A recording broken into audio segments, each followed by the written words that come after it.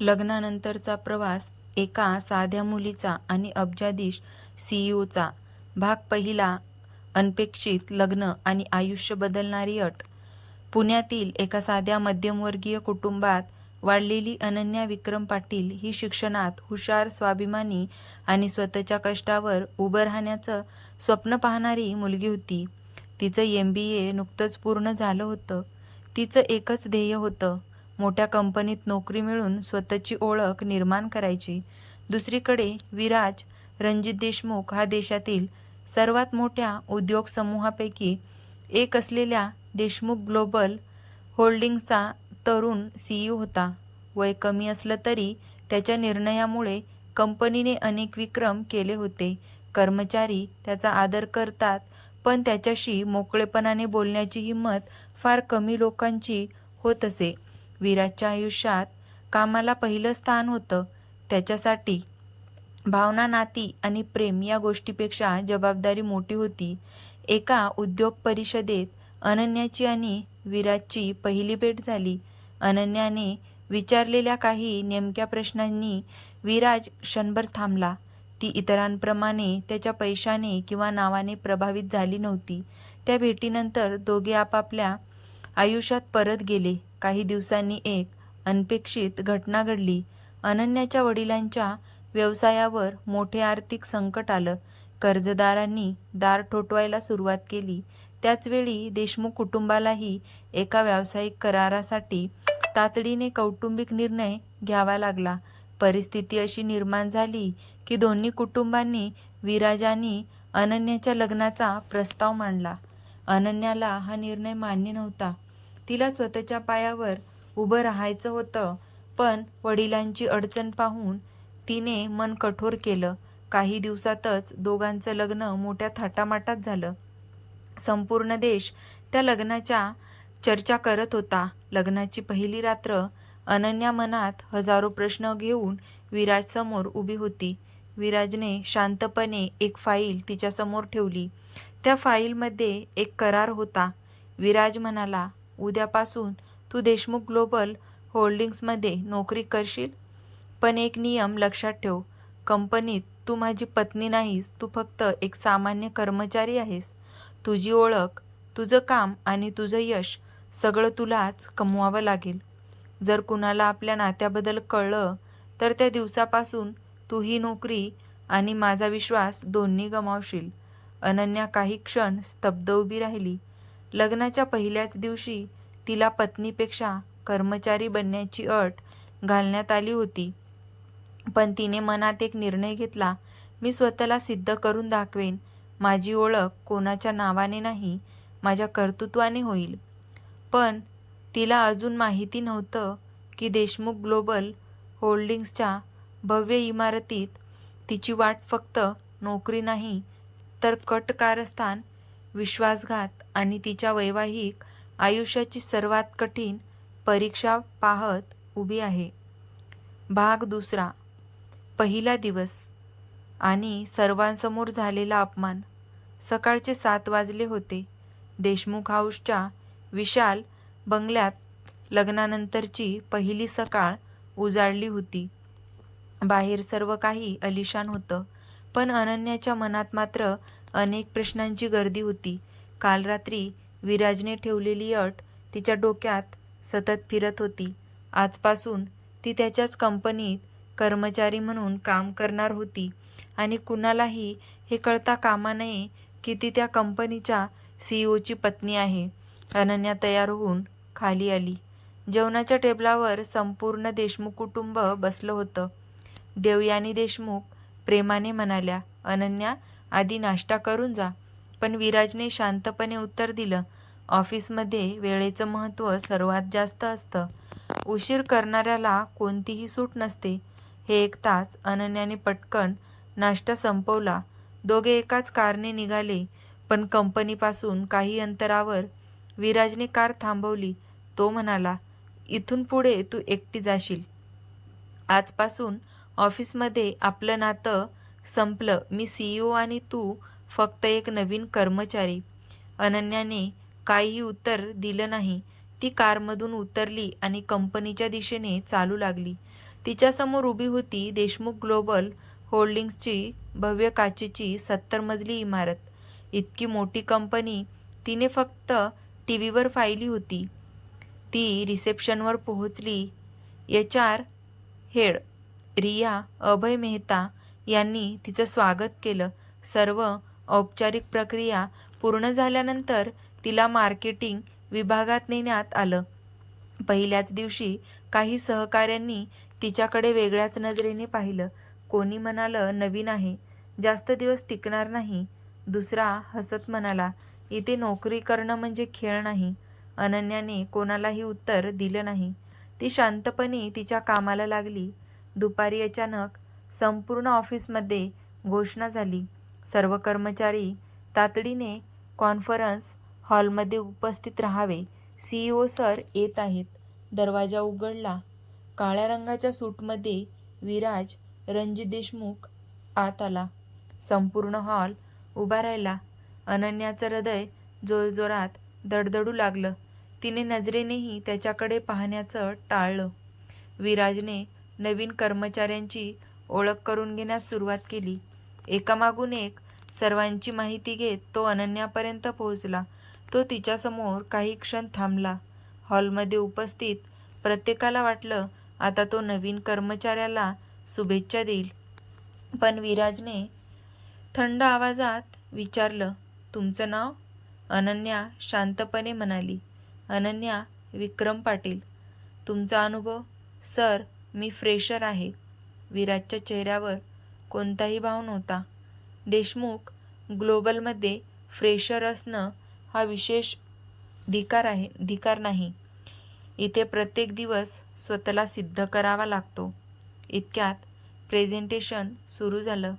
अनन्याला file पुढे द्यायची होती. घाईत तिच्या हातातून फाईल खाली पडली. संपूर्ण हॉल शांत झाला. सगळ्यांच्या नजरा तिच्याकडे वळल्या. विराजचा आवाज घुमला, ही कंपनी कोट्यावधी रुपयांचे निर्णय घेते. ज्यांना एक फाईल नीट सांभाळता येत नाही त्यांनी इथे काम करण्याचा विचारही करू नये. अनन्याच्या डोळ्यात पाणी आलं. तिला माहीत होतं हा तिचा नवरा आहे, पण त्या क्षणी तो फक्त CEO होता. मीटिंग संपली. सर्वजण बाहेर पडले. काही कर्मचारी कुजबुजू लागले. पहिल्याच दिवशी CEO कडून एवढं ऐकावं लागलं. ही मुलगी आठवडाभरही टिकणार नाही. अनन्याने डोळ्यातलं पाणी पुसलं. ती मनाशी म्हणाली, आज माझा अपमान झाला आहे, पण एक दिवस याच कंपनीत माझ्या कामासाठी टाळ्या वाजतील. तिला माहीत नव्हतं तिचा हा निर्धार कोणीतरी दुरून पाहत होतं. विराजच्या केबिनमध्ये बसलेला एक अनोळखी माणूस तिचा फोटो हातात धरून हसत होता. तो म्हणाला, हीच ती मुलगी. खेळ आता खऱ्या अर्थाने सुरू होईल. भाग 3. पहिलं मिशन आणि गूढ नजरेचा पाठलाग. अनन्या रात्री उशिरा देशमुख हाऊसमध्ये परतली. दिवसभराचा अपमान तिच्या मनातून काही केल्या जात नव्हता. लग्नाला अवघे 2 दिवस झाले होते, पण नवरा म्हणून विराजने तिच्याशी 2 प्रेमाचे शब्दही बोलले नव्हते. ती खोलीत आली तेव्हा विराज लॅपटॉपसमोर बसून एका परदेशी क्लायंटसोबत व्हिडिओ मीटिंग करत होता. मीटिंग संपल्यावर काही क्षण शांतता पसरली. अनन्याने धाडस करून विचारलं, आज ऑफिसमध्ये जे झालं ते खरंच गरजेचं होतं का? विराजने तिच्याकडे पाहिलं. माझ्या केबिनच्या बाहेर भावना चालत नाहीत. तिथे फक्त काम चालतं. तुला माझी पत्नी म्हणून नाही तर कर्मचारी म्हणून वागवलं जाईल. ते लक्षात ठेव. अनन्याने उत्तर दिलं नाही. ती शांतपणे खिडकीजवळ जाऊन उभी राहिली. त्या रात्री दोघे एकाच खोलीत असूनही 2 वेगवेगळ्या जगात होते. दुसऱ्या दिवशी सकाळी ऑफिसमध्ये पोहोचताच HR हेड रिया मेहताने अनन्याला एक फाईल दिली. आज तुझं पहिलं अधिकृत काम आहे. ही फाईल संध्याकाळी 5 पर्यंत पूर्ण करून CEOच्या केबिनमध्ये जमा कर. अनन्याने आत्मविश्वासाने फाईल घेतली. पण ती फाईल साधी नव्हती. त्यात गेल्या 3 वर्षाचा आर्थिक डेटा, मार्केट रिपोर्ट आणि नवीन प्रोजेक्टचा अभ्यास होता. ऑफिसमधील अनेक जुन्या कर्मचाऱ्यांनीही अशी फाईल कधी हाताळली नव्हती. एक सहकारी हसत म्हणाला, "पहिल्याच दिवशी एवढं मोठं काम? आता बघ मजा." दुसरा म्हणाला, "ही संध्याकाळपर्यंत स्वतःहून राजीनामा देईल." अनन्याने पुन्हा कोणालाही उत्तर दिलं नाही. ती शांतपणे कामाला लागली. तासामागून तास जात होते. दुपार झाली. सगळे जेवायला गेले. पण अनन्या तिच्या जागेवरून उठली नाही. तिने एक एक आकडा तपासायला सुरुवात केली. अचानक तिच्या लक्षात आलं, एका प्रोजेक्टच्या खर्चात मोठी तफावत होती. कोट्यावधी रुपयांचा फरक. तिने पुन्हा तपासलं. चूक नव्हती. कंपनीच्या खात्यात कुठेतरी मोठा गैरव्यवहार सुरू होता. ती विचारात पडली, हे सीईओना सांगावं का, की आधी स्वतः खात्री करून घ्यावी? इतक्यात तिच्या डेस्कवर एक छोटा कागद पडला.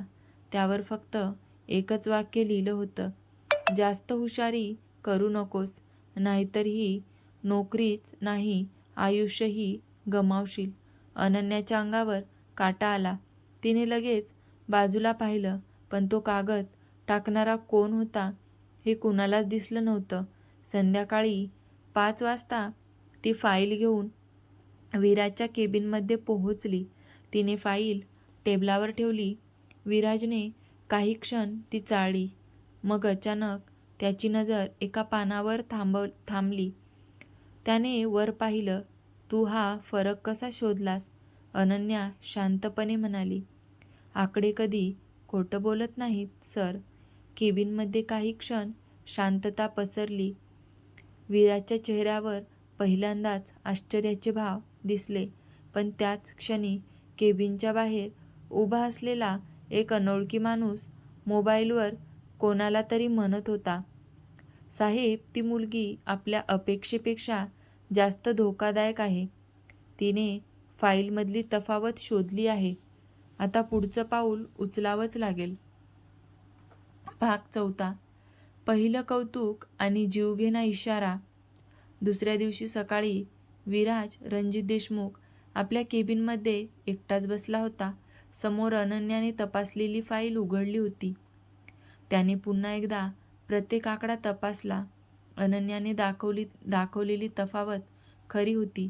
कंपनीच्या एका प्रोजेक्टमधून कोट्यावधी रुपये गायब होत होते. विराजने इंटरकॉम उचलला. "समर कुलकर्णींना लगेच माझ्या केबिनमध्ये पाठवा." काही मिनिटात कंपनीचे CFO समर कुलकर्णी केबिनमध्ये आले. विराजने त्यांच्यासमोर फाईल ठेवली. "हे कसं घडलं?" समर काही क्षण गप्प राहिले. "सर, कदाचित अकाउंटिंगची चूक असेल." विराजचा आवाज कठोर झाला. "देशमुख ग्लोबलमध्ये कोट्यावधीच्या चुका होत नाहीत, त्या मुद्दाम केल्या जातात." समरच्या कपाळावर घाम फुटला. त्याच वेळी अनन्या तिच्या डेस्कवर काम करत होती. काल मिळालेला धमकीचा कागद तिच्या मनातून जात नव्हता. तेवढ्यात HR हेड रिया आली. "अनन्या, CEO सरांनी तुला लगेच केबिनमध्ये बोलावलं आहे." संपूर्ण ऑफिसचं लक्ष तिच्याकडे गेलं. कालच ओरडा खाल्ला, आज पुन्हा बोलावलं. बहुतेक आज नोकरी जाणार. अनेक जण कुजबूज करू लागले. अनन्याने खोल श्वास घेतला आणि विराजच्या केबिनमध्ये प्रवेश केला. विराज खिडकीत उभा होता. त्याने मागे वळून तिच्याकडे पाहिलं. "तू काल दाखवलेली तफावत बरोबर आहे." अनन्या शांत राहिली. पहिल्यांदाच विराजच्या आवाजात किंचित मवाळपणा होता. "Good work." फक्त 2 शब्द, पण अनन्यासाठी ते खूप मोठं कौतुक होतं. मात्र पुढच्या क्षणी विराजचा चेहरा पुन्हा गंभीर झाला. "ही गोष्ट कंपनीत कोणालाही सांगायची नाही. ज्याने हा गैरव्यवहार केला आहे, तो अजूनही आपल्या आसपास आहे." अनन्याने मान हलवली. संध्याकाळी ऑफिस सुटल्यानंतर अनन्या बसस्टॉपकडे चालत होती. तिला वाटलं, आज ती स्वतःच घरी जाईल. अचानक तिच्या मागे एक काळी SUV हळूहळू येऊ लागली. तिने दुर्लक्ष केलं, पण काही अंतर गेल्यावर ती गाडी पुन्हा तिच्या अगदी जवळ येऊन थांबली. दरवाजा उघडला. आत बसलेल्या व्यक्तीचा चेहरा दिसत नव्हता. फक्त एक जाड आवाज आला, "फाईलमध्ये जे पाहिलंस ते विसरून जा, नाहीतर तुझ्या कुटुंबाला त्याची किंमत मोजावी लागेल." अनन्या काही बोलण्याआधी SUV वेगाने निघून गेली. तिच्या हातापायांना थरकाप झाला. तिने लगेच विराजला फोन करण्याचा विचार केला होता, पण त्याच क्षणी तिला त्याची अट आठवली. ऑफिसच्या बाहेरही तो तिच्यासाठी सहज उपलब्ध नव्हता. ती एकटीच उभी राहिली. त्याच रात्री विराज आपल्या अभ्यासिकेत CCTV फुटेज पाहत होता. स्क्रीनवर अनन्याजवळ थांबलेली तीच काळी SUV दिसत होती. विराजचा चेहरा कठोर झाला. तो हळू आवाजात म्हणाला, "माझ्या पत्नीपर्यंत पोहोचायची हिंमत केली म्हणजे आता हा खेळ खूप पुढे गेला आहे." त्याने लगेच आपल्या विश्वासू मित्र करण सिद्धार्थ मल्होत्राला फोन लावला. "करण, उद्यापासून अनन्याच्या सुरक्षेवर 24 तास लक्ष ठेव, पण तिला याची कल्पनाही येता कामा नये." फोन ठेवताच विराजच्या मोबाईलवर एक अज्ञात मेसेज आला, "CEO, पुढचा नंबर तुझा आहे." विराजच्या डोळ्यात प्रथम राग नव्हता, तो धोक्याची चाहूल होती.